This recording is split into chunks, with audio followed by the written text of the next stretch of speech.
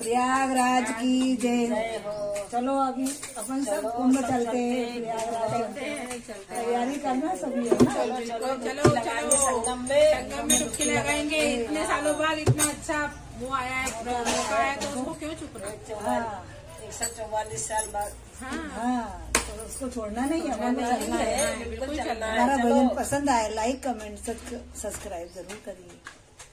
जय हो प्रयागराज, जय हो प्रयागराज।